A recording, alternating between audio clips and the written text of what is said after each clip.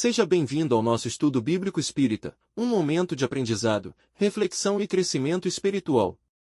Aqui, buscamos compreender as lições sagradas da Bíblia à luz dos ensinamentos do Espiritismo, unindo fé e razão para melhor viver o Evangelho de Jesus. Neste estudo, mergulharemos nos símbolos, parábolas e ensinamentos divinos, buscando compreender a presença amorosa de Deus em nossas vidas e o chamado à transformação interior. Prepare seu coração e sua mente, pois a jornada do conhecimento e da espiritualidade nos espera. Vamos iniciar nosso estudo.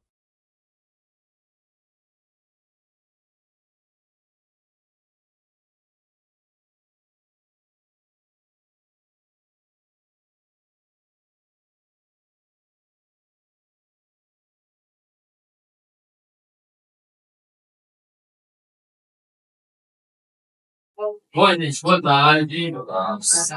Sejam bem-vindos ao nosso segundo encontro do Estudo Bíblico Espírita.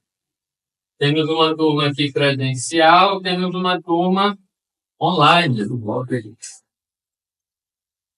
E hoje nós vamos dar sequência ao estudo da primeira apostila, que é a apostila introdutória.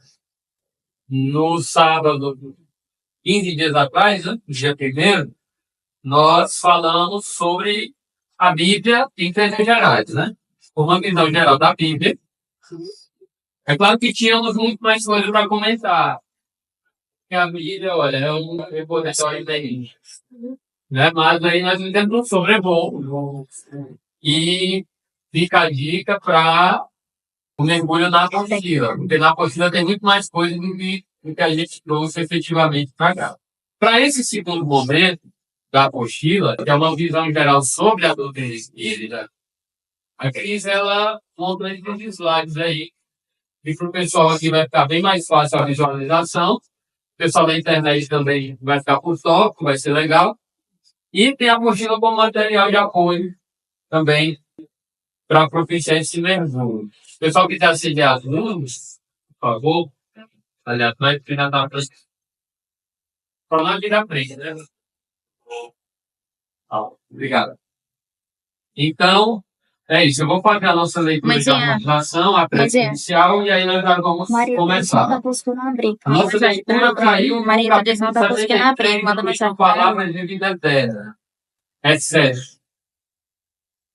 Pois Jesus falou: por que aproveitaria o homem ganhar o mundo todo e perder a sua alma? Está escrito em Marcos, capítulo 8, versículo 3,6. E o Emmanuel vai comentar a lição dizendo: enquanto a criatura permanece no corpo terrestre, é natural que se preocupe com o problema da própria manutenção. Vigilância não exclui previdência. Mas não podemos olvidar que o apego ao supérfluo será sempre introdução à loucura. Tudo aquilo que o homem ajunta abusivamente no campo exterior é motivo para aflição ou inutilidade. Patrimônios físicos sem proveito. Isso é de sombra, atraído inveja e discórdia. Alimentos guardados, valores a caminho da podridão. Roupas em desuso, asilo de traça. Demasiados recursos amoedados, tentação para os excedentes. Todo excesso é parede mental, isolando aqueles que o criam em caracteres de orgulho e egoísmo, vaidade e mentira. Observa assim o material que amontoas. Tudo que está fora de ti representa caminho entre grandezas. Agarrar-se, pois, ao efêmero é prender-se à ilusão. Mas todos os bens espirituais se ajuntarem em ti mesmo, como sejam virtudes de educação, constituem valores inalienáveis a trilhar contigo, aqui ou além, em sublimação para a vida eterna.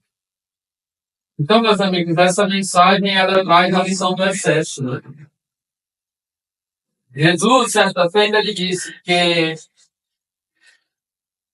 Deus sabe de tudo que a gente precisa, né, pai? Tudo que a gente necessita. Não está errado a gente buscar as coisas. Nós necessitamos delas. Nós necessitamos do pão, do corpo, da roupa. Nós queremos ter um bom emprego para dar uma estabilidade para a gente, para a nossa família, uma segurança financeira. Não tem nada de errado com isso. O equívoco está quando nós colocamos esses bens materiais e as questões materiais acima dos bens espirituais. É aí que se encontra o equívoco. O mestre é claro quando diz: buscai antes o reino de Deus e a sua justiça. Então, não adianta a gente criar o mundo inteiro e perdermos a nossa alma. A lição é clara. Eu vou convidar a Cris para fazer a nossa prece inicial, para que a gente possa dar entrada no conteúdo. Bom, gente, eu lembrei agora, não sabe como você, né, de repente. E essa semana eu estava escutando aquela música do Joelho, né? E me veio aqueles pensamentos, né? Aqueles pensamentos bons, inclusivos, mas são bons. E eu acabei escrevendo alguma coisa sobre. E eu vou ler vocês. E ela está no resto para mim.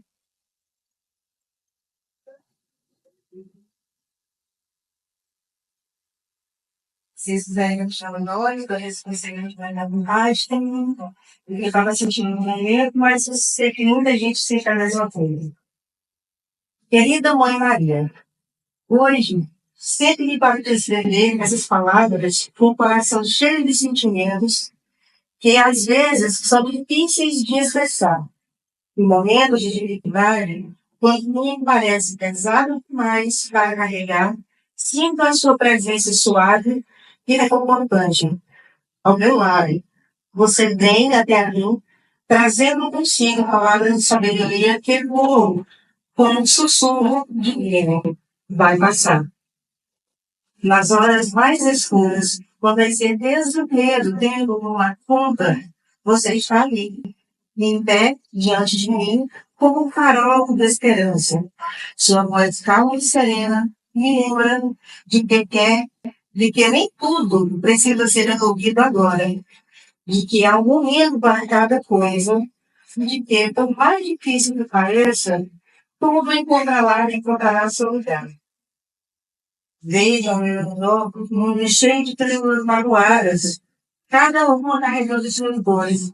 Que linda!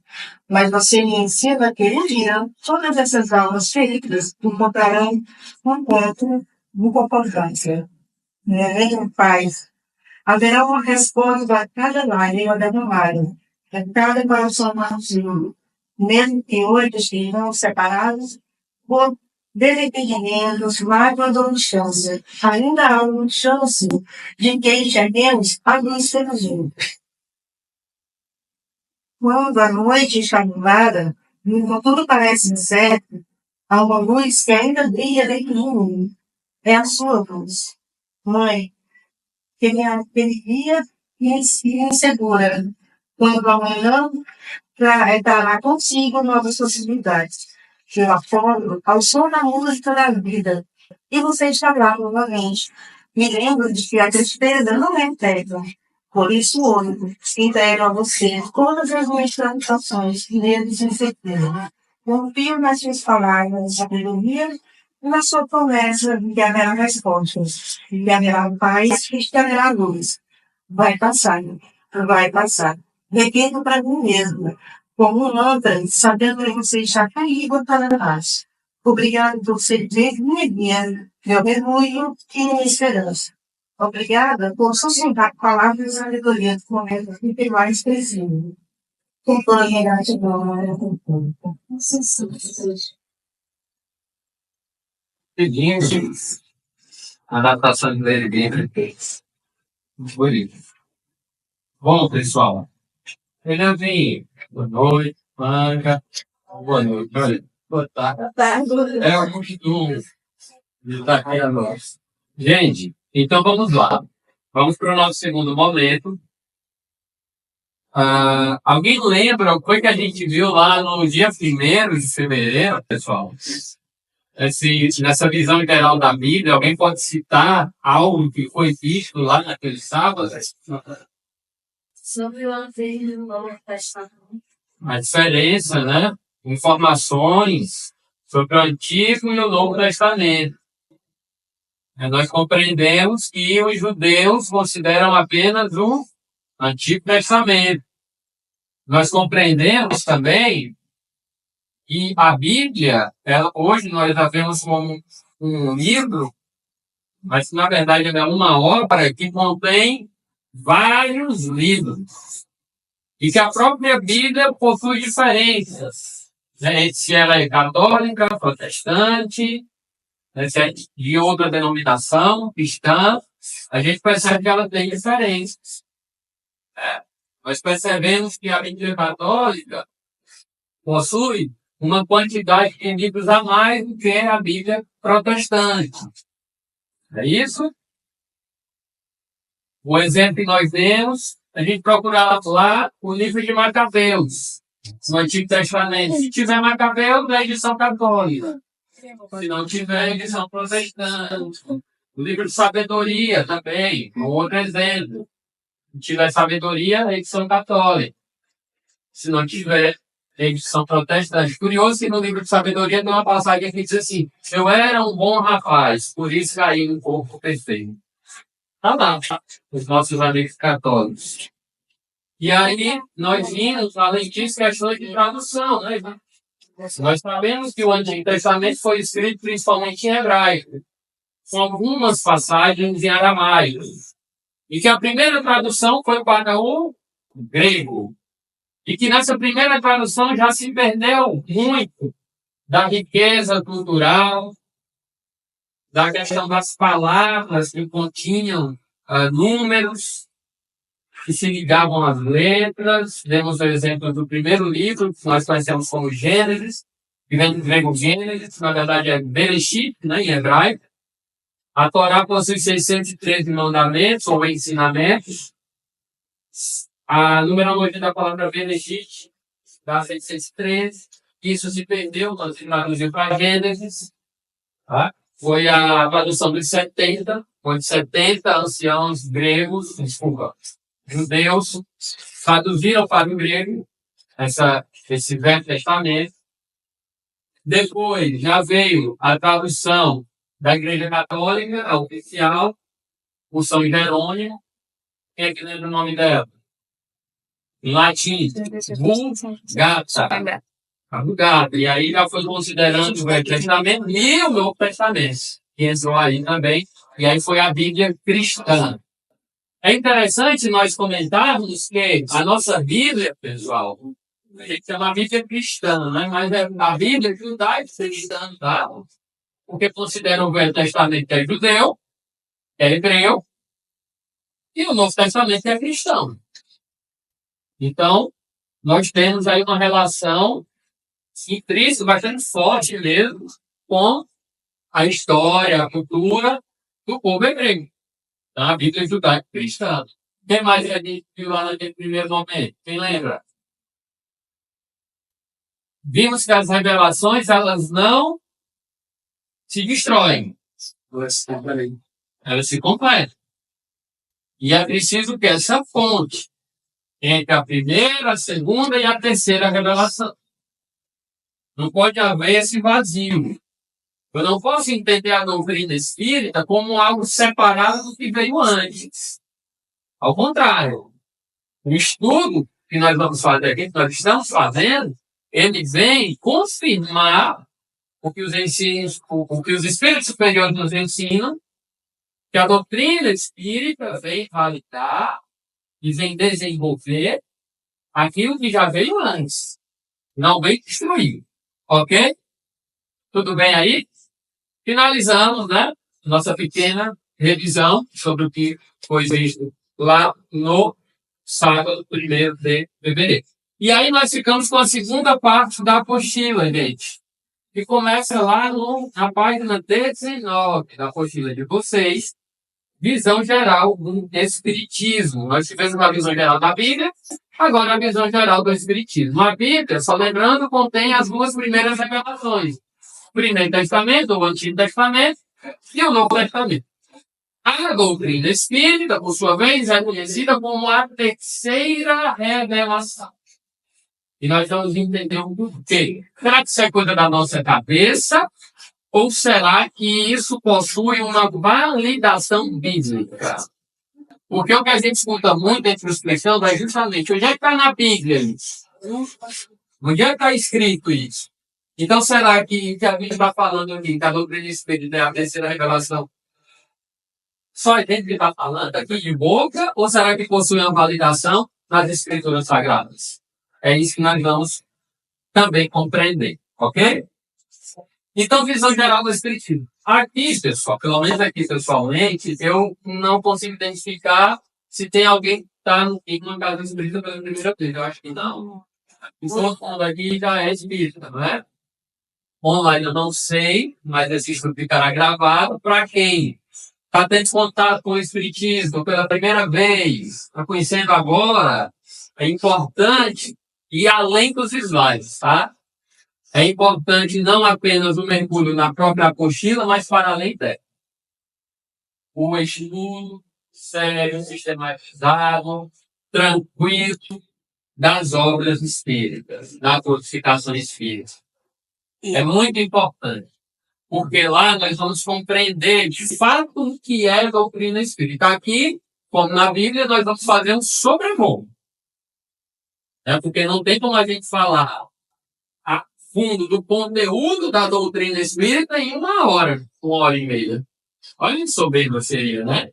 Então aqui nós vamos fazer um sobrevoo e fica a lição de casa para o estudo silencioso, sistematizado da doutrina espírita através das obras espíritas, da codificação espírita.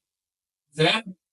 Então, quando a gente fala em Bíblia, né, nós comentamos isso no encontro passado, nós temos uma linha temporal, que vai de Gênesis até Apocalipse. Não é isso? Apocalipse é o último escrito da Bíblia que nós conhecemos hoje. Tá? Ele foi escrito algumas décadas depois. Ele foi escrito, Apocalipse, algumas décadas depois do desencarne do Cristo. Certo? Ou seja, em linhas gerais, nós temos 2000 anos desde que o último livro da Bíblia foi escrito. E de 2000 anos para cá, será que não veio mais nada? Será que Deus fechou as comportas da misericórdia? Nenhuma revelação, nenhuma gota de ensinamento novo, nada. Em uma sociedade muito diferente daquela sociedade daquela época, e é verdade que muitas questões da Bíblia são atuais, sim, mas outras tantas já ficaram pelo caminho, a exemplo das próprias leis mosaicas. Nós até comentamos sobre algumas delas aqui. Imagina a mulher não poder sair de casa no seu período de escola. Não poder trabalhar. Não poder tocar os homens ou outras mulheres. Imagine. Imagine você ter que ter um cuidado quando sair de casa, contando quantas tranças na sua roupa teria para agradar a Deus. Então são questões que ficaram no passado. Mas em 2000 anos para cá, do Apocalipse, escrito por João Evangelista, para cá, nada de novo. E aí nós vamos entender, quem fala muito isso é o Elano. Que ao longo de todos os séculos, o Mestre sempre enviou os seus emissários. para trazer uma luz, uma gota de refrigério, um ensinamento. Dona Santa, boa tarde, seja bem-vinda. Um ensinamento novo em todos os séculos. O nosso equívoco é o quê? A gente achar que os emissários vão estar sempre em determinada religião. Os emissários do Cristo podem estar nas áreas, ciência, na religião A, na religião B, porque Jesus é o mestre não só dos espíritas, não só dos católicos, não só dos protestantes. Jesus é o mestre dos hindus, dos taoístas, dos muçulmanos, apesar de eles não reconhecerem, dos judeus. Eles não reconhecem isso. Mas Jesus segue tutelando todos nós. Jesus não veio apenas para um povo. Ele veio ser um povo. Mas ele veio transformar o planeta. Então, quando eu pratico o bem, quando eu perdoo, quando eu pratico a reforma íntima, eu estou sendo cristão mesmo sem saber. Aí os Espíritos nos falam no livro dos Espíritos, olha, palavras, aí é uma questão de vocês. Vocês se virem com as palavras. O que importa é que vocês peguem, cabem as ideias. É isso. Então, eu não sou cristão, mas estou fazendo bem. Ok. Você está a serviço do Cristo. Tá? E em todos os séculos sempre houveram emissários do Cristo. Aí podemos citar um Francisco de Assis, um Einstein. Gente, emissário do Cristo não quer dizer que seja puro, perfeito. É cheio de defeito, muitas vezes. Mas em algum determinado setor de suas vidas, eles produzem um avanço. Einstein tinha um problema seríssimo com relacionamento afetivo. Mas como que esse homem produziu na ciência? Aí você tem o Beethoven, a música, né? Um bar. Na arte, mano. Quem que a gente pode citar? Michelangelo? Na arte, pintura que eu falo, né? Também tem os outros. Picasso. Todos esses espíritos vieram para tanto se melhorarem na Terra como contribuir para o avanço da sociedade que estavam inseridos. Irmã Dulce, Madre Teresa de Calcutá, Allan Kardec, Chico Xavier e tantos outros anônimos, pessoas que a gente não sabe o nome, mas que contribuíram muito, muitas vezes em um grupo familiar, em um bairro, numa cidade. Né? Mas, de fato, nós já comentamos aqui, no sábado, no dia 1º, a criatura humana, por ser falível, ela costuma trocar as bolas. Então, nós recebemos uma missão, aí a gente vem cumprir a missão e, geralmente, o que acontece? A gente mancha a missão por algum motivo. Isso é próprio da criatura humana vinculada à Terra, um planeta de provas e expiações. A Terra não é um planeta feliz ainda com espíritos puros. Somos todos espíritos endividados em processo de aprendizado. E aí, do cristianismo puro, assim que o mestre retornou para a parte espiritual, assim que os apóstolos também retornaram, nós já começamos a deturpar a mensagem. Os anos passaram, os séculos passaram, nós entramos na Idade Média, o que foi que aconteceu? E aqui não é uma crítica a nenhuma religião, é apenas uma análise histórica. O que aconteceu? Passamos a guerrear, assassinar os outros pela espada, interpretando falsamente a mensagem do Cristo, que veio trazer a espada. Aí foi o que eu fiz. Eu peguei a espada e fui matar o outro que não acreditava em Jesus. Fui matar Tu faz as cruzadas, interpretando falsamente a ideia do fogo purificador, eu fiz o quê? Queimei pessoas na Inquisição. Dizendo que estava purificando. Leon Denis, cristianismo e espiritismo, ele deixa isso bem organizado. Eles estão dando aqui, pessoal, da internet, uma dica de leitura, uma referência. Leon Denis, na obra Cristianismo e Espiritismo, que vai falar sobre essa trajetória humana. E aí nós entramos em um período de trevas.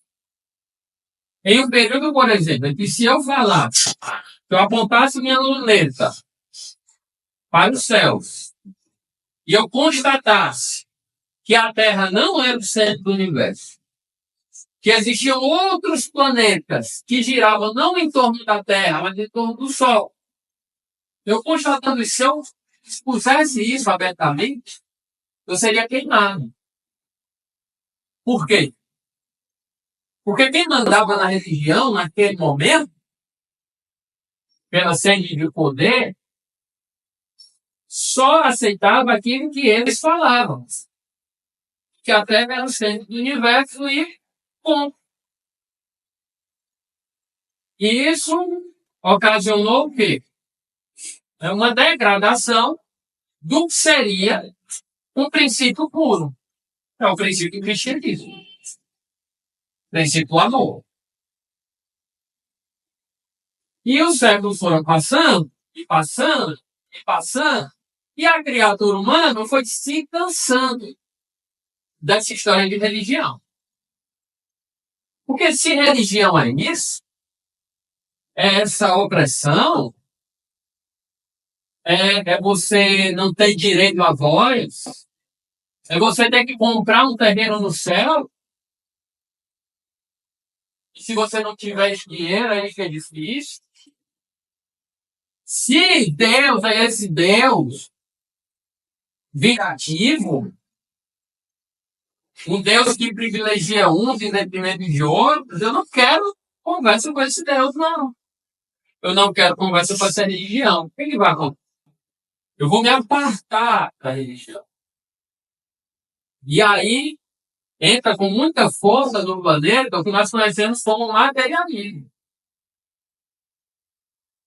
Ao contar com o avanço da ciência, Kardec vai dizer, olha, a ciência, ela entra com os dois pés na religião. Ela não pede licença. Enquanto a religião fala que a Terra é o centro do universo, a ciência vem dizer que não. Enquanto a religião fala, por uma falsa interpretação da Bíblia, que a Terra tem 6.000 anos, a ciência vem dizer que a Terra tem 4,5 bilhões de anos. Porque já foi comprovado através das camadas geológicas. Ela não pede licença. Então, ao contar com esse avanço científico, que vem principalmente a partir do século XVIII, com o iluminismo, né? A criatura humana se afastou da religião. E Jesus, muito atento a isso, o que Jesus faz? Agora é o momento. Agora a criatura humana já está madura em conhecimento intelectual para receber uma nova revelação. Porque as revelações anteriores haviam sido deturpadas. Então era um momento de enviar novos conhecimentos e relembrar aquilo que tinha sido, aquilo que já tinha sido trazido antes. Certo? Porque a gente havia deturpado. E então, nos conta Humberto de Campos, que é feito o quê? Uma assembleia no plano espiritual. Agora imagine a assembleia. Jesus como presidente e uma gama de espíritos superiores para deliberar o que é que iria acontecer. Napoleão estava encarnado na França e havia encarnado com a missão de unificar.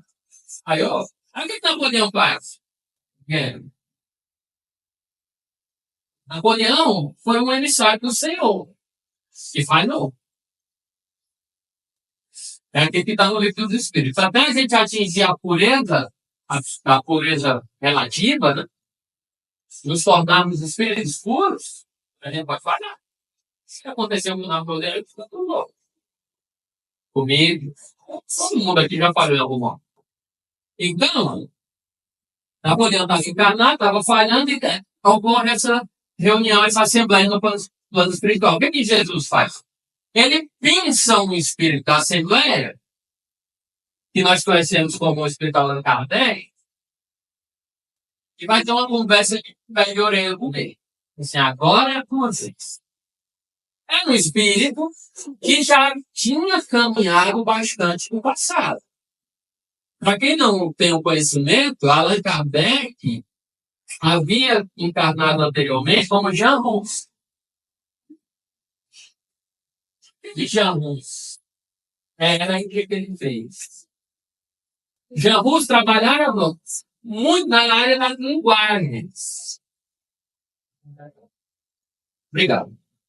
Trabalhava muito na área das linguagens, fazia traduções, queria divulgar a mensagem bíblica para todo o povo, para aquele povo da Europa,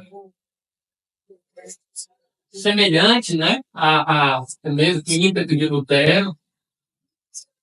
Não concordava com os desmandos da igreja naquele momento, com a Inquisição, né, com aquela matança, com aquela opressão. E o que foi que aconteceu com Jean Rus? Foi queimado nas fogueiras de Constança.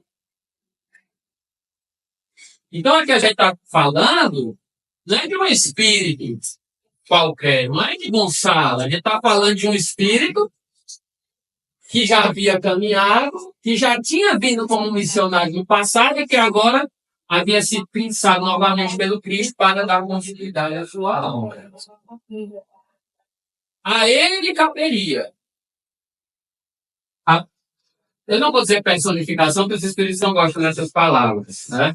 Os espíritos superiores. Mas a ele caberia a missão de organizar esse novo corpo de conhecimento.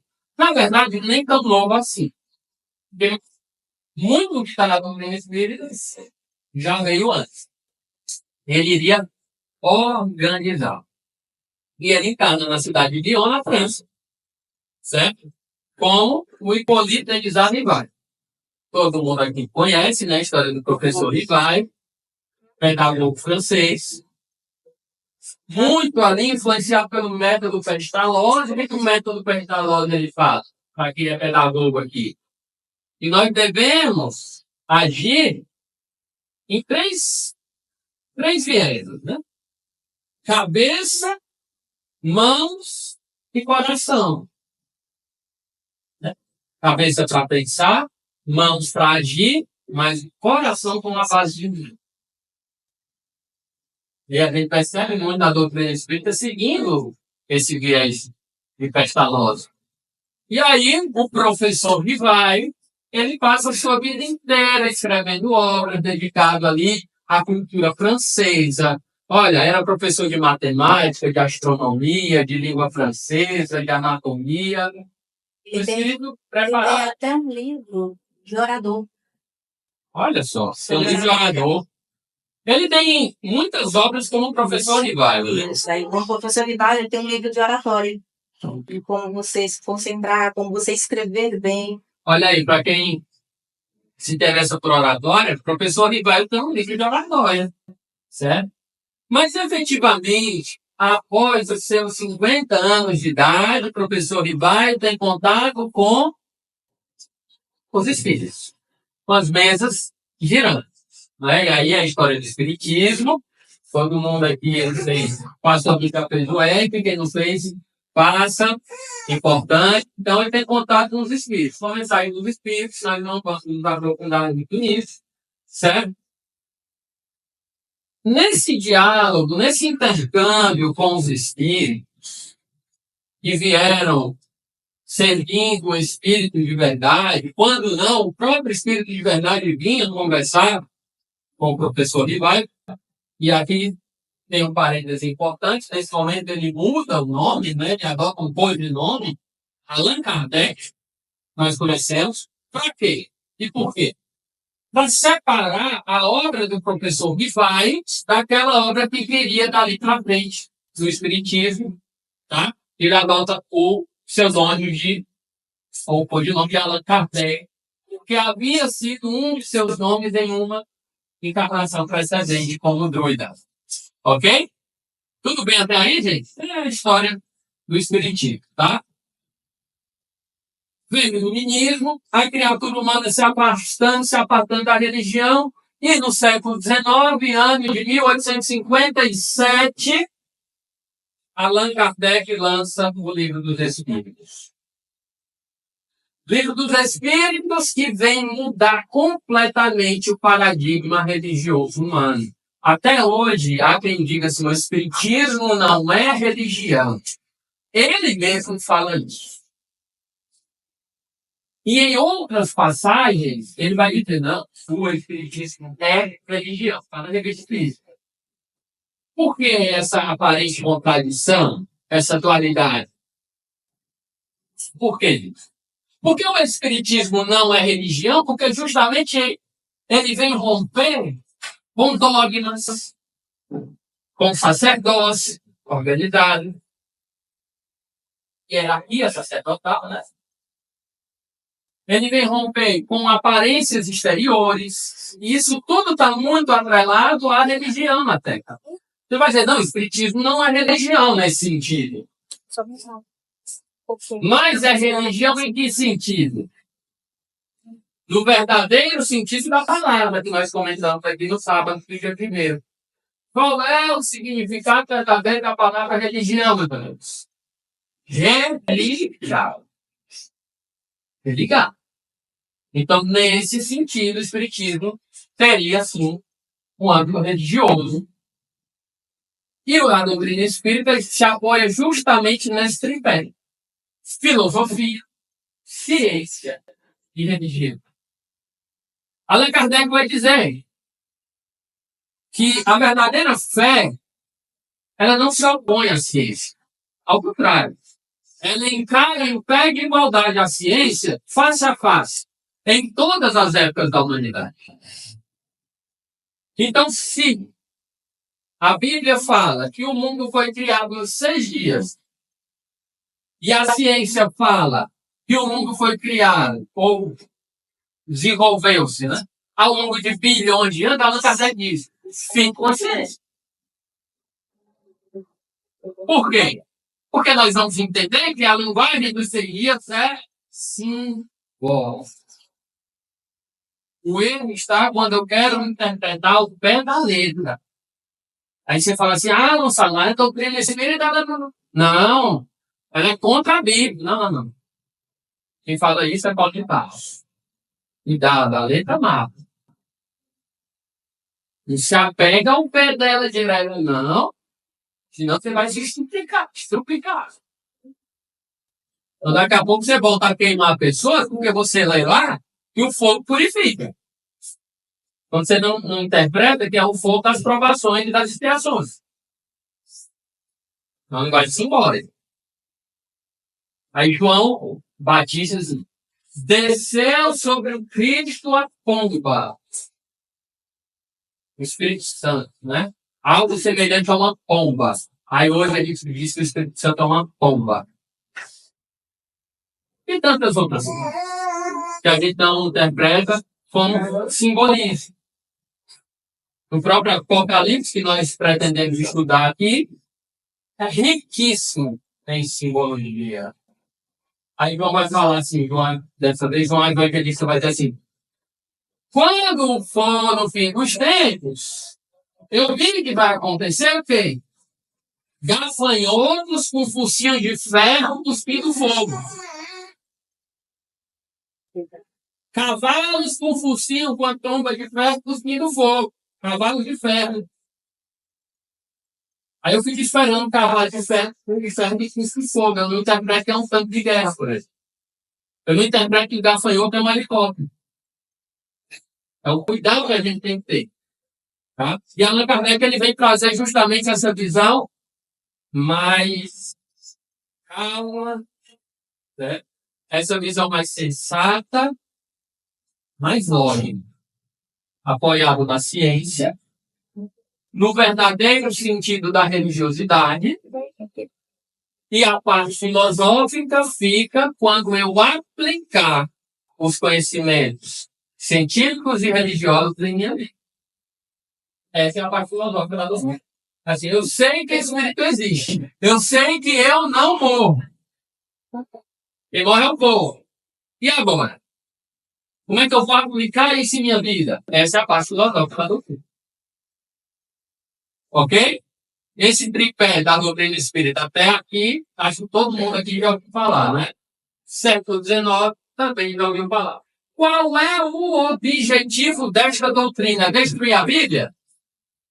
Não. É confirmá-la através de fatos. Allan Kardec, ele não criou as coisas de sua cabeça. Ele conversava com testemunhas oculares. Ele conversava com espíritos. Pegava o médico, colocava aqui. O médico ia comunicando com... ia passando a comunicação e Kardec ia perguntando. Mas vem cá, como foi que você morreu? Como foi que você passou por lá daí? Em qual situação você está agora? O que você espera para o futuro? O que você consegue ver daí? Você lembra de suas encarnações passadas? E os espíritos vão responder. Então, a doutrina espírita não é algo da terra para o céu. Não é algo humano. Não. É algo do céu para a terra. É de cima para baixo. Portanto, não está sujeita a equívocos. O movimento espírita está. A doutrina espírita não. Ok?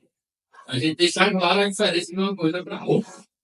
Movimento espírita somos nós quem fazemos.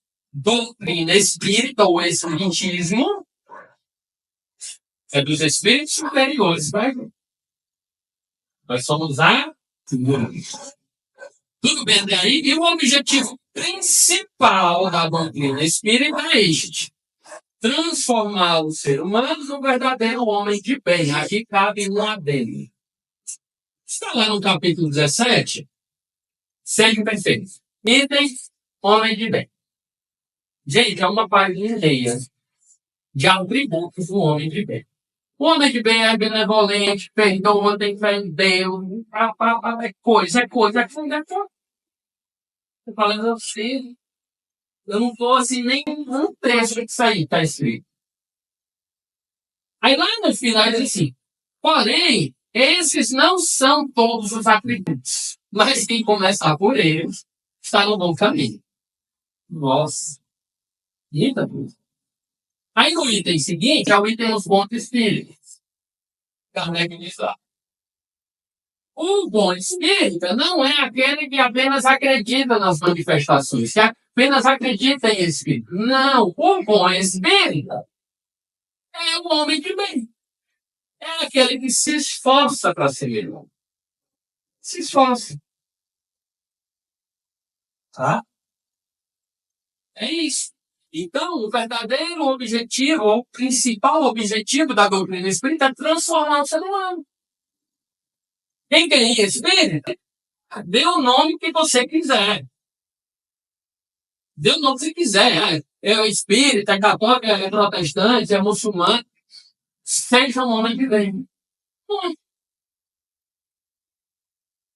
Só isso.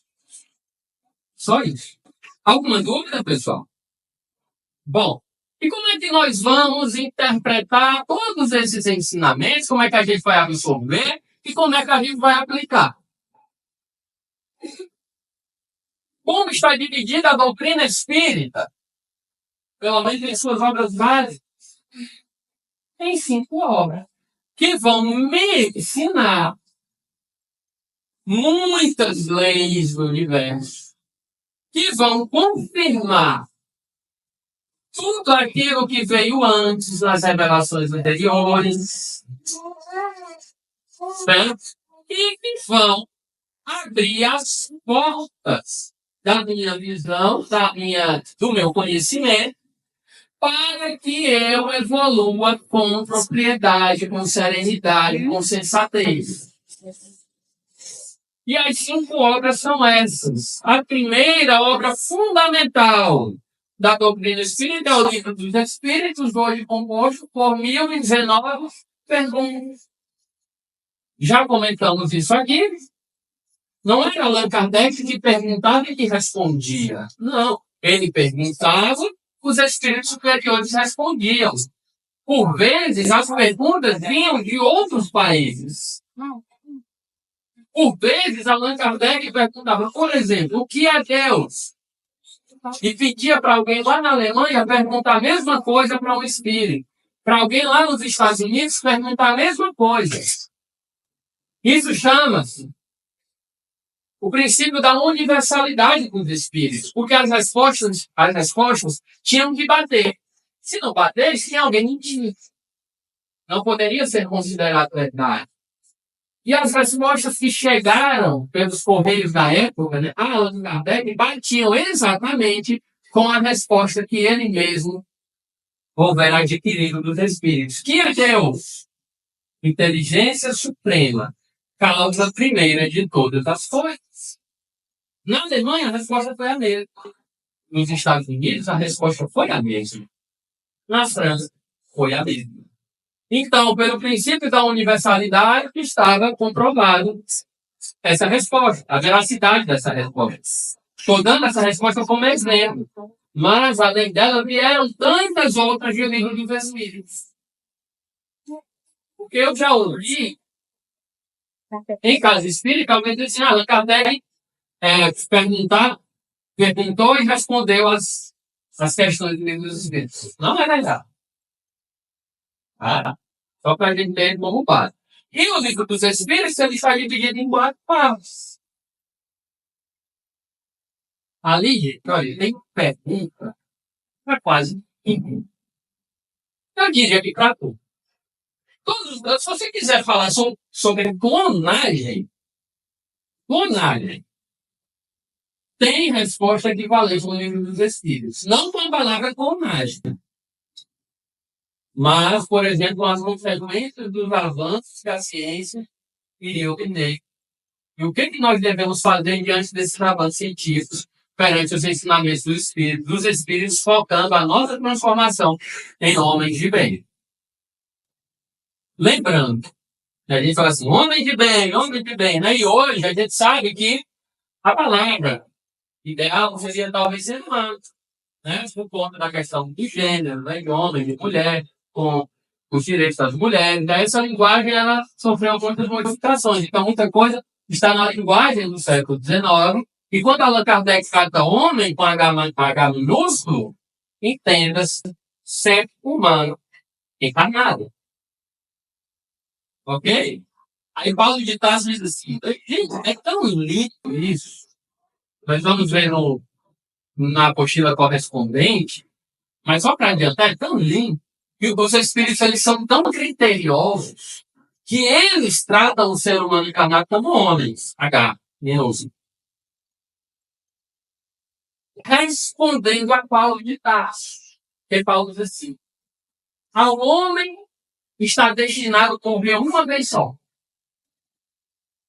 Aí muita gente bate no espiritismo, dizendo, aí, tá vendo esse tema de encarnação no livro? Está na Bíblia. Paulo de Tarso dizendo, o homem morre uma vez só.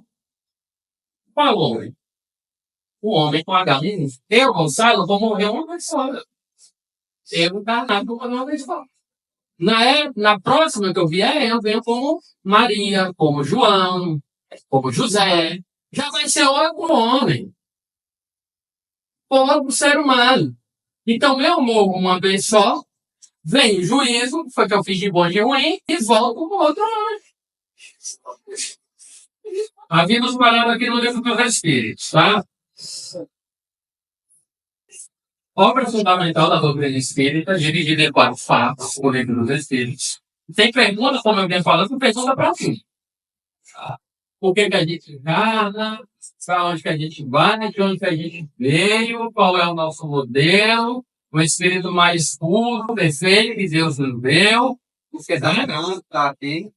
Oi? Porque dói tanto estar aqui. Porque dói tanto estar na Terra, né? Porque, né, das vicissitudes, perguntas sobre Deus, e entre tantas questões. As outras obras, né, nós temos o Pentateuco Kardeciano, né? Tem o livro dos Espíritos da primeira. As outras obras, elas derivam de um livro dos Espíritos. Certo? Nós temos o livro dos Médiuns, que vai tratar sobre mediunidade e comunicação com os espíritos. O Evangelho segundo o Espiritismo, que é a moral cristã sobre a ótica espírita, meus amigos. É como que nós vamos aplicar tudo que os espíritos estão nos trazendo de informação na prática do bem. Certo? Porque, vou citar um exemplo. Os espíritos falam da importância do perdão. Tá? Da importância da benevolência. É não olhar o defeito do outro para criticar, para maldizer, né? E aí, tá, os espíritos estão falando que se eu for uma pessoa boa, se eu me esforçar para perdoar, para ser benevolente, eu vou para um bom lugar. Eles vão chamar das moradas superiores. Mas como que eu vou aplicar isso em minha vida? Tá, na verdade, no Espiritismo. E traz todos os grandes ensinamentos do Cristo sobre a ótica espírita. E aí a gente vai entender, por exemplo, pontos fundamentais. Exemplo, bem-aventurados os que choram, porque serão consolados. Aí eu não entendo como é que eu chorando vou ser bem-aventurado. Aí a doutrina espírita vem dizer, você chora por uma causa justa e boa. Você não tem como encarnação, você é um espírito imortal, portanto, em uma vida futura você será consolado. Entende-se, vida futura, não apenas uma reencarnação futura, mas uma vida espiritual. E tantas outras coisas. Bem-aventurados os puros de coração, porque verão a Deus. Aí está lá no livro dos Espíritos. Somente os espíritos puros veem e compreendem Deus. Os imperfeitos apenas sentem e tentam imaginar. Então a doutrina espírita, através da obra do Espiritismo, vem nos explicar com clareza os maiores ensinamentos do Cristo. E aí vem o Sermão da Montanha, né? Principalmente das bem-aventuranças e tantas outras passagens. Ok?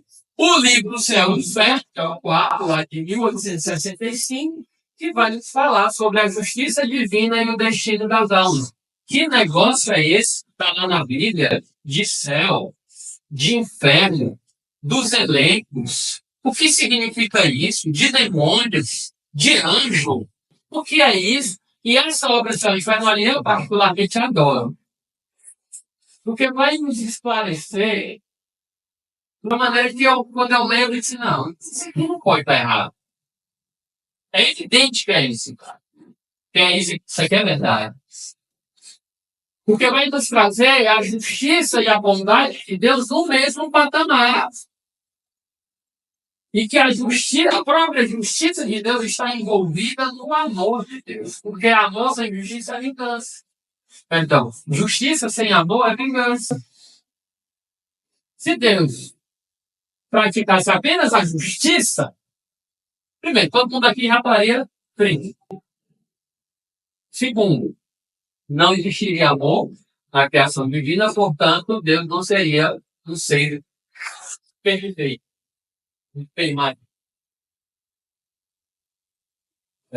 Seria pior do que muitos de nós.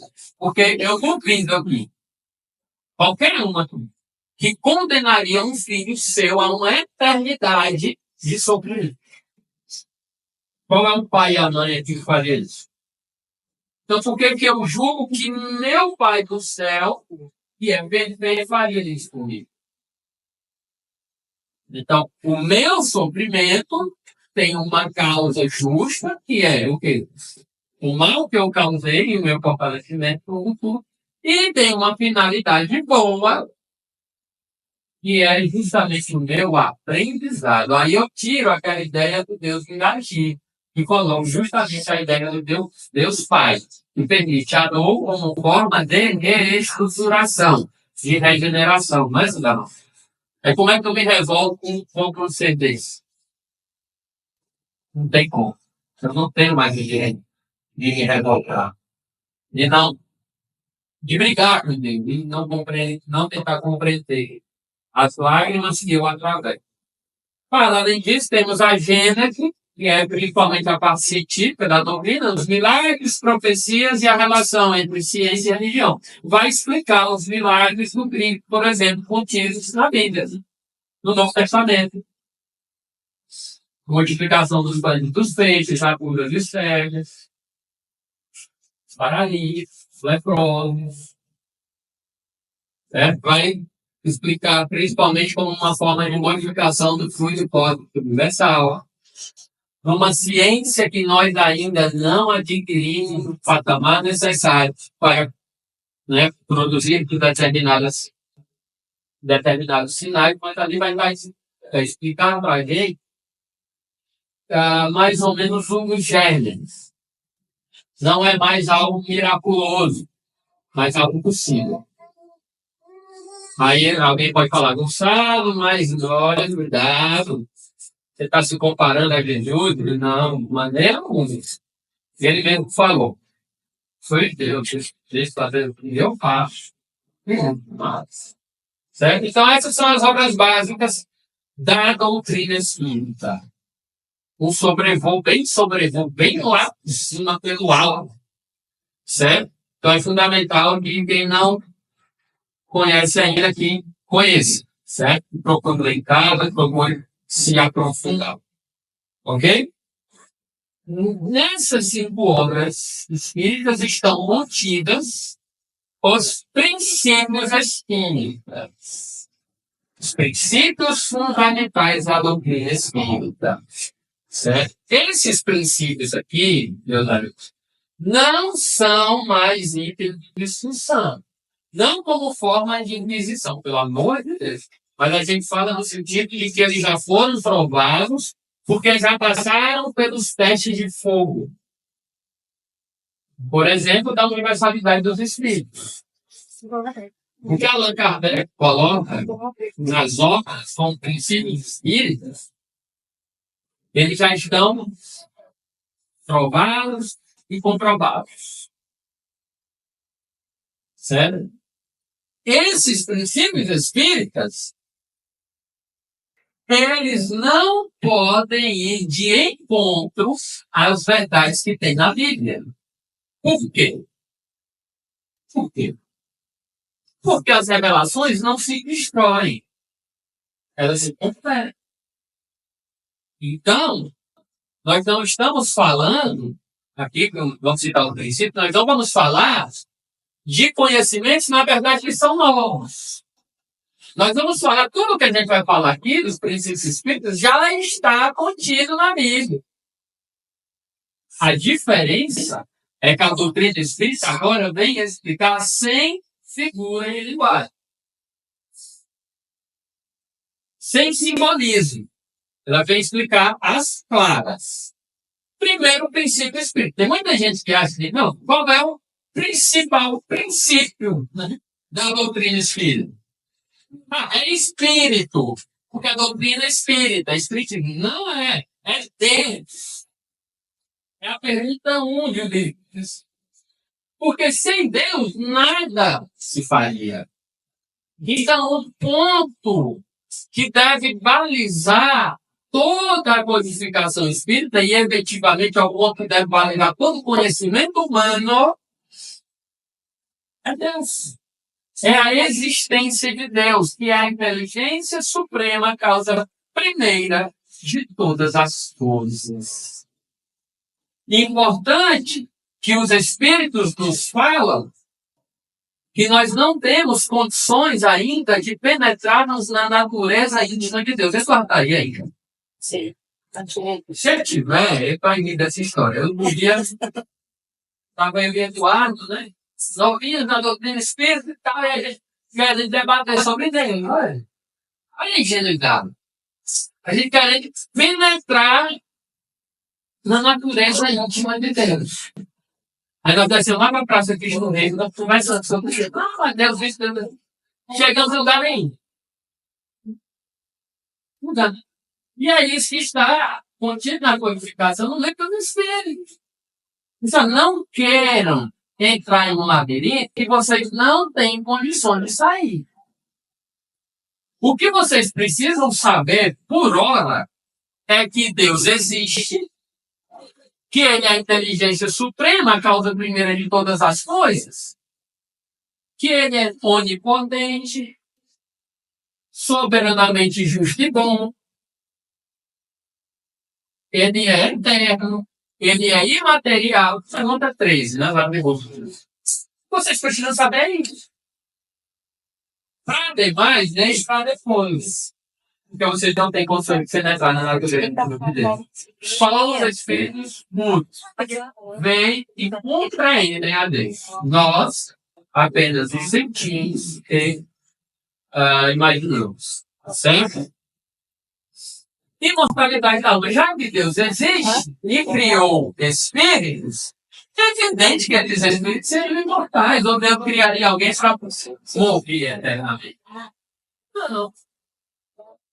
Nós não pereceremos jamais. Então, a imortalidade da alma é o segundo grande princípio da doutrina espírita. Será que isso está contido na Bíblia, gente? Será que está contido? Não uma, nem duas, nem três vezes. Centenas e centenas de passagens está contida a imortalidade da alma. Está evidente a imortalidade da alma. Que está atrelada, por sua vez, à comunicabilidade dos espíritos. Terceiro princípio. Se o espírito é imortal, ele tem a capacidade de se comunicar com os encarnados. Será que está na Bíblia? Não em uma, nem em duas, nem em três passagens, mas em centenas de passagens que demonstram explicitamente a comunicabilidade dos espíritos. Exemplo, nas comunicações que os profetas obtinham, Moisés, Elias, Levi, aqui, Isaías, nas comunicações de Jesus. Jesus com Abraão. Com Abraão. Mesmo sendo proibido, o próprio Abraão proibiu, mas Jesus estava lá. Moisés. Moisés, desculpa. Moisés. Moisés, verdade. Com Elias. Isso. No Monte Tabor. Então, exemplo disso não falta. Então, a doutrina espírita também trazer as claras, né, e dizer como é que isso funciona.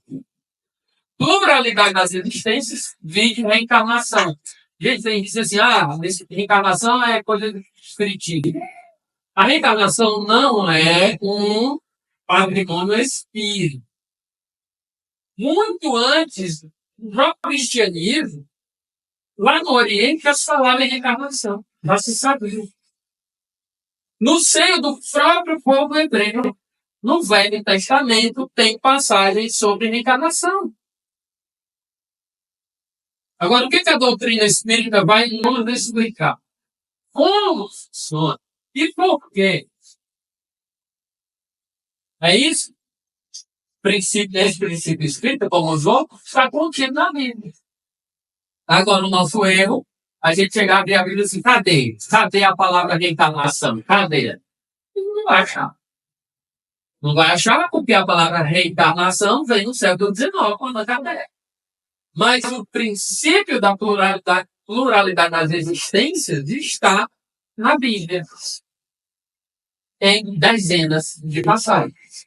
E nós vamos estudar aqui ao longo dos meses. E a pluralidade dos mundos habitados, meus amigos. Quer dizer que a Terra não é o único planeta habitado? Resposta do Espírito. A Terra não é.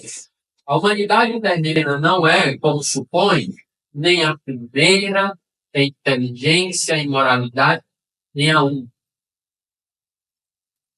Está longe disso. Existem outras humanidades aí fora que estão muito mais adiantadas que a gente em inteligência e em moralidade. A gente não está falando disso agora. A gente está falando de outras humanidades aí fora que existem. Ah, mas isso não está na vida. Há muitas moradas no caso do claro. Se assim não fosse, eu já vou ter gente. Tudo que a doutrina espírita traz desses princípios está contido na Bíblia, porque as revelações se completam, elas não se destroem. É tão claro quanto a água lá do Iguatu. É tão cristalino. É tão cristalino. Basta ter horas de ver. Adoro. Adoro essa menina. Até aqui, gente, princípios espíritas. Alguma dúvida, pessoal?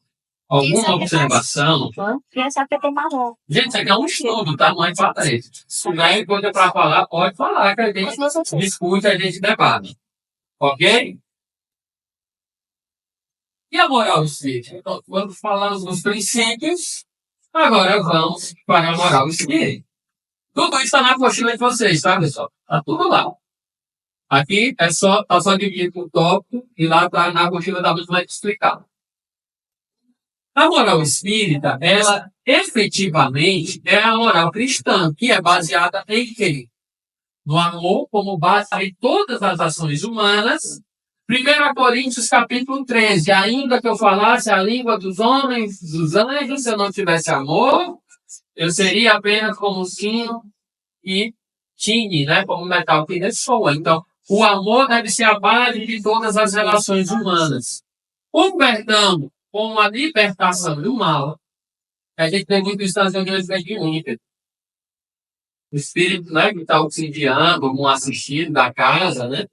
Ah, não, mas ele não vai ser perdoado, porque ele não merece o meu perdão. Aí, difícil fazer isso também, que quem merece o perdão é o ofendido. E quando o ofendido perdoa o ofensor, ele, ofendido, está livre. Ele está livre porque ele não carrega mais o peso do ódio, da mágoa, do desejo de vingança. Ele está livre. E o ofensor? Esse, apesar de ter sido perdoado, ainda terá que arcar contas com a lei. Porque Deus, ele é bom, mas ele não é cego. Certo? Então, o ofendido, o ofensor ainda precisa arcar contas com a lei. Ele não perdoava. E o ofendido me perdoou. Nesse sentido, com o ensinamento do modo de Jesus na cruz, Pai, perdoai-os. Eles não sabem o que fazem. Realmente, nós não sabemos. Porque nós ainda estamos aqui, sofrendo e chorando. Ele fazendo. Aí alguém pode dizer, não, Gonçalo, mas eu não consigo perdoar. Ok. Cada coisa ao seu tempo. Aí alguém diz assim, se você não consegue perdoar, comece, pelo menos, desculpando. Ainda tem aquela mágoa, aquela dor, aquela lembrança que machuca. Comece, pelo menos, não desejando o mal. E o perdão vai vir na mal. Ok? Então, o perdão é uma libertação do mal. E a caridade, que é a prática do amor em ação. Que a gente pode muito falar de amor, de perdão, mas tudo isso, quando praticado, torna-se caridade. Aí vem os dois tipos de caridade que a doutrina nos explica. Quais são? Caridade o quê? Material. Não apenas o alimento físico, o cobertor, amor, são importantes, mas não apenas isso, mas também o perdão, a benevolência, o entendimento, a dor do homem. Tá? Isso é uma caridade até mais difícil de você praticar, consequentemente mais meritória. E aí, meus amigos, a moral espírita está baseada nesse versículo. contido em Mateus 22, nesses versículos, né? E Jesus disse: amarás o Senhor teu Deus de todo o teu coração, de toda a tua alma, de todo o teu entendimento. Olha lá, voltando aos princípios, né? Dizer, os princípios da doutrina espírita. Temos primeiro mandamento, primeiro ensinamento. Amarás o teu Deus. E o segundo? O segundo vai ser semelhante a este. Amarás até o próximo, como a ti mesmo. Aí está a moral espírita, meu. Eu não posso dizer que eu amo a Deus se eu não amo o próximo, porque o próximo é sua criação. Como é que pode? Eu disse assim, não, eu amo sim a Deus, mas eu odeio a Deus. Ah, mas a Cristo é filha de Deus? Então como é que eu odeio a sua criação? Não posso. Ah, não, mas eu me odeio. Então eu não amo a Deus. E essa questão do amor próprio está muito mal interpretada, né? Que amor próprio, acho que você faz uma bomba de mar para cada 6 meses. Aí não leva desaforo para casa. Ah, não, mas eu me amo. Você não pode fazer isso comigo porque eu não levo desaforo para casa. Quando, na verdade, o amor a si mesmo é justamente o cumprimento ou da moral cristã, que é a moral espírita, porque aquilo que eu não quero para mim, eu não faço para o outro. Que vice-versa. É isso, mano? Gente, para quem conhece a Bíblia, ou pelo menos o Novo Testamento, tem alguma diferença entre a moral espírita e a moral do Novo Testamento, a moral cristã? Tem alguma diferença? Ou, além de ser a mesma coisa, ela justamente se fortalece. Se fortalece porque, através da luz da doutrina espírita, eu vou entender que se eu, por exemplo, não perdoar, na próxima eu venho em uma condição pior.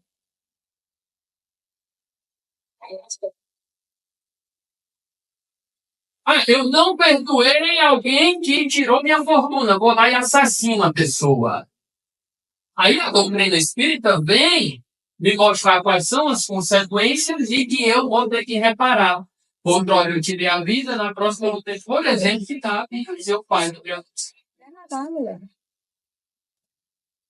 E assim nós estamos entrelados, emaranhados há séculos e séculos. Porque a gente não tem o entendimento disso aqui, muito menos a prática. O Emmanuel vai dizer que nós estamos viciados em reencarnações de baixo teor vibratórios da nação. Porque a gente não compreende, não pratica a moral espírita e é a moral cristã. Certo? Diante disso, como nós falamos, em reencarnação, que está contido na Bíblia, a finalidade é levar o espírito à perfeição. Acabar com essa ideia de condenação eterna. O que não significa que eu não vou colher as consequências dos meus atos. Claro, vou colher. Vou colher. Mas, o meu, ou melhor, eu como espírito, que eu não tenho espírito, eu sou um espírito, todo mundo aqui vai chegar à perfeição. A perfeição com pezinho minúsculo, né? Relativa. Perfeição absoluta só Deus. Todo mundo aqui vai chegar à perfeição. Porque não é da vontade de Deus que nenhuma das ovelhas se perca. Está lá, João, capítulo 6, versículo 39. Então a doutrina espírita é contra o que está escrito? Jamais. Ao contrário, vem confirmar, vem explicar, para que eu não fique com nenhuma dúvida que eu não me perderei eternamente.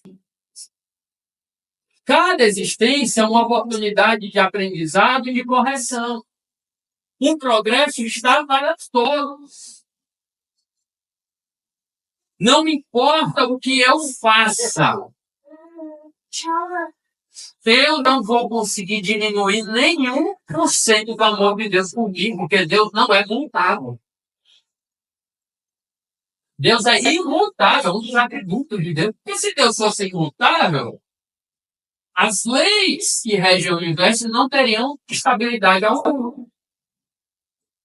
Porque Deus poderia agir alguma coisa hoje e outra amanhã. Aí está lá na Bíblia, assim, por exemplo, no dilúvio universal de Noé, né? Deus se arrependeu de ter criado o homem, mandou o dilúvio, né? Nós vamos estudar aqui. Aí a gente quer interpretar o bem da letra hoje, aí a gente acha que Deus é alguém que se arrepende. Vamos estudar isso. E tantas outras coisas. E a doutrina espírita vai dizer, não, Deus não se arrepende, porque Deus é perfeito, Deus não erra. Então nenhuma das ovelhas se perderá. Deus pode até me tirar da encarnação, mas se arrepender de ter criado. Isso jamais. Ok? E aí, já perto da nossa finalização, nós temos a ação dos espíritos no mundo material, gente. Já que os espíritos existem, como eles conseguem influenciar as nossas vidas? Será que isso está na Bíblia? Será que os fenômenos espirituais estão na Bíblia? Os ditos demônios? Os anjos? As influências para o bem e para o mal? Será que está lá? Será que eu consigo dar voz a uma comunicação espiritual? Há alguém em espírito que está me influenciando a dizer determinada coisa? Será que está na vida? O que profetiza fala para a edificação, exortação e consolação. 1 Coríntios são exemplos, tá? Profetizar é você fazer uso da mediunidade. Isso também vamos estudar aqui. Quando a gente fala dos profetas. Falando por vias mediúnicas, de inspiração, de psicofonia, por vezes até psicografia. Vamos estudar livros.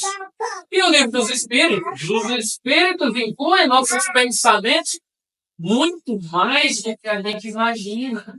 E se a gente não se atentar, por vezes são eles que nos dirigem.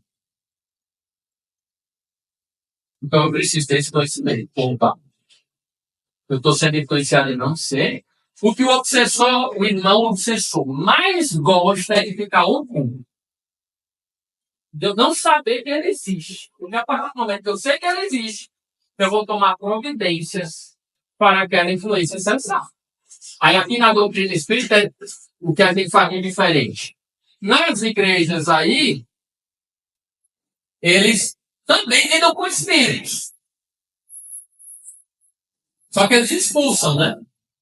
Sai para lá, demônio! Em nome de Jesus! Aqui na doutrina espírita, a gente evangeliza.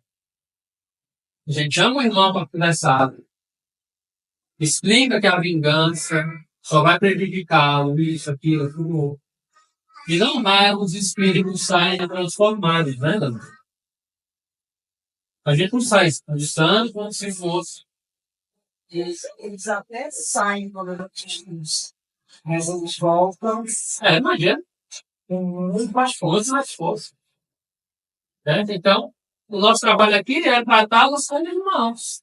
E nós vamos falar essa questão de demônios, o que significa isso, coisa e tal. E a prática espírita? Prática espírita. Primeiro, ser espírita, né? Porque nós estamos em uma casa espírita. O estudo das obras de Allan Kardec é a assistência espiritual. E a caridade, além do próprio estudo.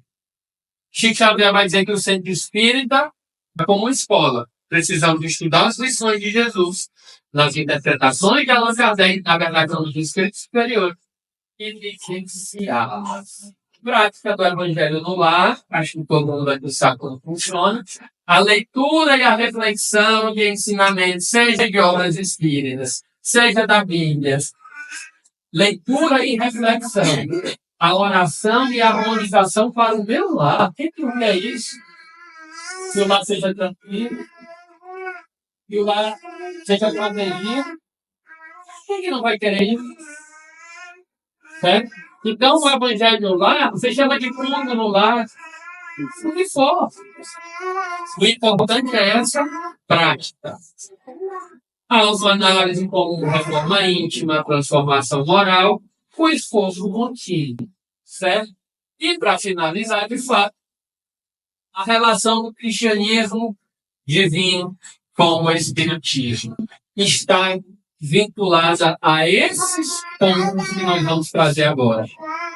Na imortalidade da alma, a doutrina espírita fala que o espírito é imortal.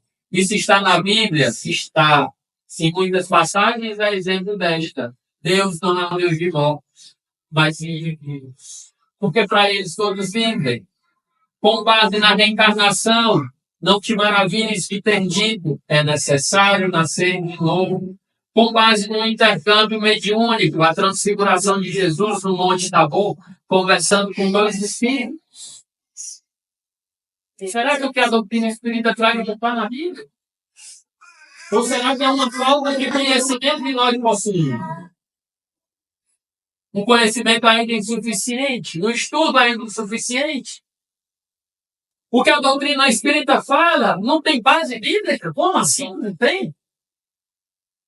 Isso aqui é só a introdução, tá, gente? A gente vai mergulhar nisso aqui.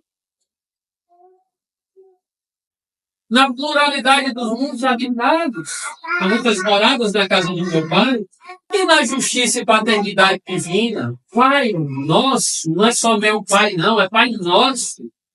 Nenhuma das ovelhas se perderá. Ou seja, a moral espírita é o complemento da moral cristã.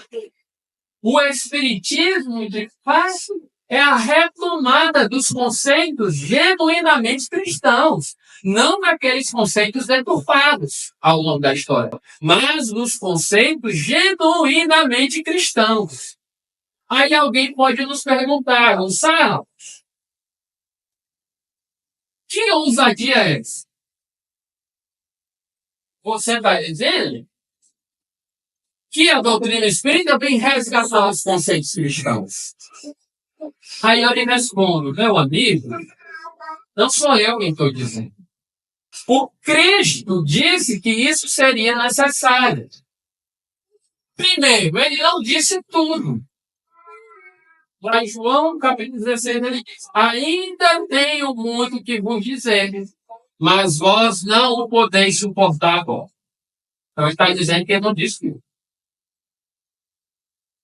Depois, quando vier o Espírito de verdade, que nós sabemos que presidiu ao Espírito, ele vos guiará em toda a verdade, porque não falará de si mesmo, mas dirá tudo o que tiver ouvido e vos anunciará o que há de bom. Ele me glorificará, porque há de receber do que é meu e vos anunciar.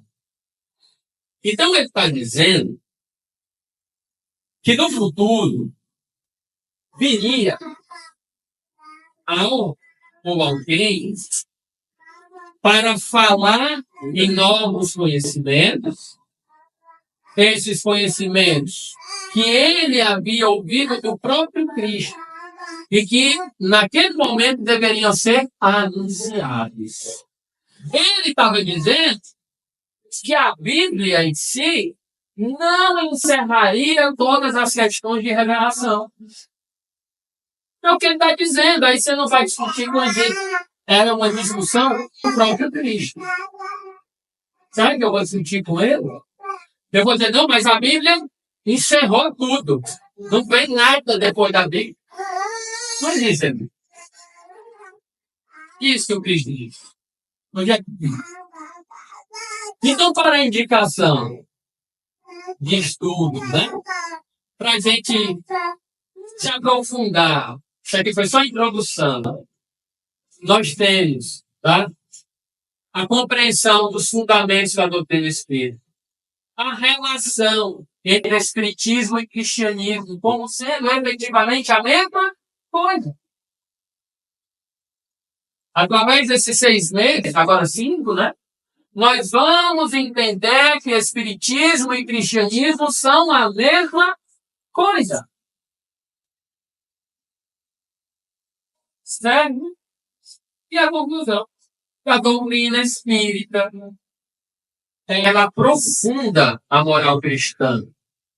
Porque ela veio por deliberação do próprio Cristo. Não é que ela é melhor do que o cristianismo. Não. É apenas um complemento. Porque ela vem em nome dele. Não são coisas diferentes. O nosso foco deve ser na evolução espiritual e no aperfeiçoamento do ser humano. Então, esse estudo que nós estamos fazendo, não é para a gente sair discutindo com as pessoas no meio da rua. É para a gente aplicar em nossa vida através da prática do amor, do perdão e da caridade como caminho para a perfeição. O conhecimento vai ajudar demais. Mas, efetivamente, conhecimento sem prática é algo que não dá fruto. Ok, meus amigos? Não esqueçam de aprofundar na apostila, certo? Porque tudo que a gente falou aqui tem mais aprofundado na apostila, tá? Qualquer dúvida, vocês vão colocando no grupo e nós vamos conversando. A gente vai debatendo, tá? Teremos uma pausa agora. O encontro é quinzenal, mas agora nós vamos ficar 2 semanas sem o encontro, porque daqui a 15 dias vai ser carnaval. Muita gente viaja, tem as festas aqui na cidade, aí fica meio difícil a gente fazer. Viu, né? Vai ser no segundo sábado, o nosso próximo encontro é no segundo sábado, 10 de março. Tudo bem? Dia 8 de março. Legal. Então, dia 8 de março, tá? Até lá, meus amigos, a gente vai conversando no grupo e tem as apostilas. Já no próximo encontro, nós já saímos da introdução, que eu passei rapidamente, porque é uma introdução, e nós vamos mergulhar em Gênesis. Gênesis. Vamos interpretar o primeiro livro da Bíblia, à luz da doutrina espírita. Agora eu passo a palavra para o Luiz. Vamos lá, né, pessoal? Ainda aqui nesse mês, né? Nós deixamos um copo 3 na roxinha, que é uma revisão desse conteúdo. Nós colocamos algumas coisas, né, que também são importantes, mas a gente vai ver a visão geral da história, mais alguma coisa sobre, né, o espiritismo.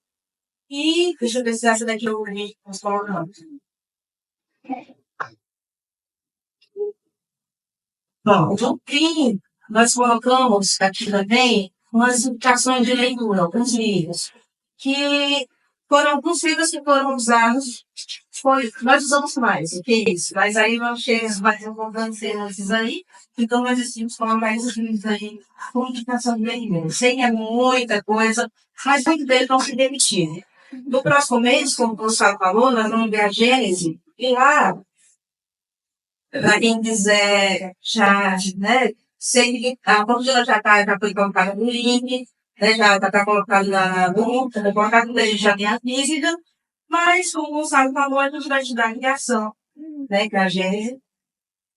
E a questão da interpretação espírita da Gênese, ou seja, a gente ainda está nesse vínculo com a Gênese de Kardec. E também vamos estudar aqui as histórias de Noé, de Abraão, sempre tendo cuidado da tradução. Né? A gente sempre vai tocar bem a questão da tradução para que vocês entendam um pouquinho mais sobre o que foi que mudou. Né?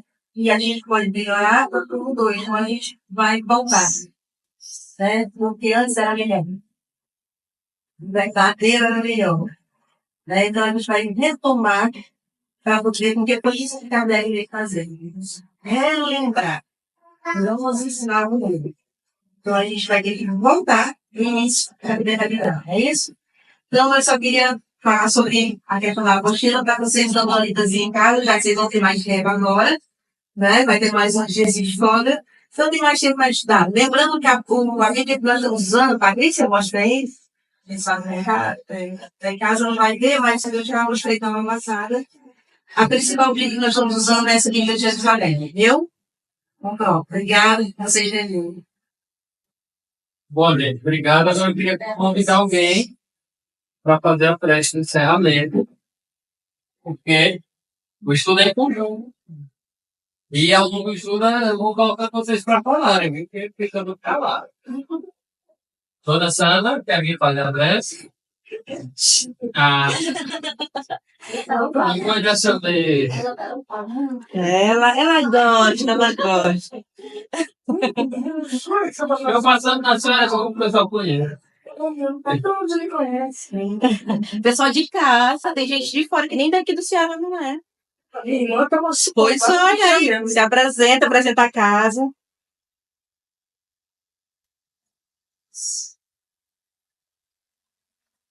Quando é pausa, desculpa. Adoro essa música. Nós frequentamos, trabalhamos na casa em Barbalha. É a única casa que tem em Barbalha, que é Santa Espírita Luz do Caminho. Se alguém quiser ir, hoje tem palestra, às 7 horas da noite. Sábado que vem, ele que vai estar lá dando palestra. Bom sábado, podem ir. Gente, eu vou devagarinho, tá? Quem quiser fechar os olhos, fique à vontade. Vamos elevar nosso pensamento a Deus. E primeiro agradecer por estarmos aqui, agradecer por todos estarem aqui, encarnados e desencarnados também, porque sabemos que muitos desencarnados estão aqui aprendendo conosco. Agradecer pela disponibilidade de nos dar a chance, a oportunidade de aprendermos um pouquinho mais e de nos mostrar que Bíblia e Evangelho, se não se mentir, digamos assim, são complementos que nós devemos aprender. Estamos com a graça de Deus aprendendo. E pedir a Deus que em toda a sua plenitude continue nos abençoando, nos iluminando, nos guiando sempre, nos mostrando que não estamos sós. Nos pegando pela nossa mão e nos trazendo de volta. Para que possamos, com a ajuda de Deus nosso Pai, continuarmos. Que assim seja.